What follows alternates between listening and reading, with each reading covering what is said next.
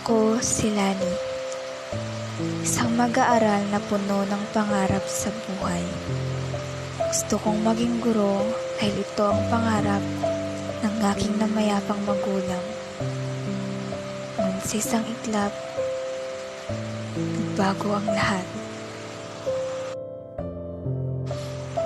Simpleng buhay lang ang aking kinalakihan. Bata pa lang ako ay nagtatrabaho na ako para makatulong sa aking pamilya.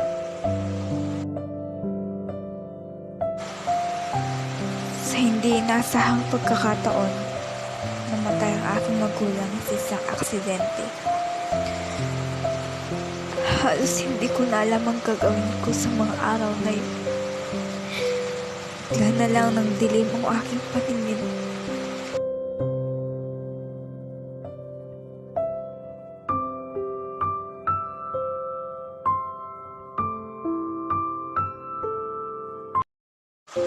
Dahil sa pangyayaring iyon, pagpasyahan ko mamasukan bilang isang kasambahay. At aking pasasalamat ko dahil mababait ang mga naging amo ko. Kinausap nila ako at sinabing sila na ang bahala sa mga gastusin ko sa paaralan. Sa pagpasok ko sa paaralan, dito ko muli naramdaman ang saya. Hanggang sa nakilala ko si Dave. Di nagtagal, naging kasintahan ko si Dave.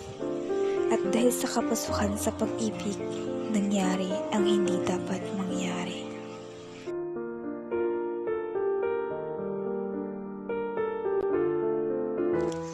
Sa mga araw na yan, labis na labis ang aking pagsisisi. Paulit-ulit ang tanong sa aking sarili. Bakit ko ba yun nagawa? Pero wala akong magagawa kundi tanggapin na lang ito.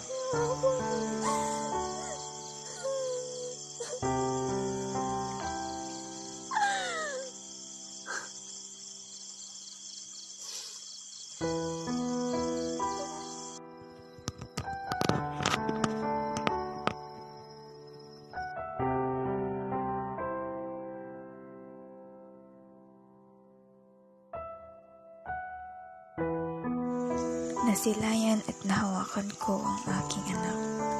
Masaya ako dahil sa kabila ng lahat, narito pa rin ako para magpatuloy sa aking buhay. Sa bawat paglipas ng araw at taon, sa bawat paglubog ng araw, may panibagong bukas ang masisilayan.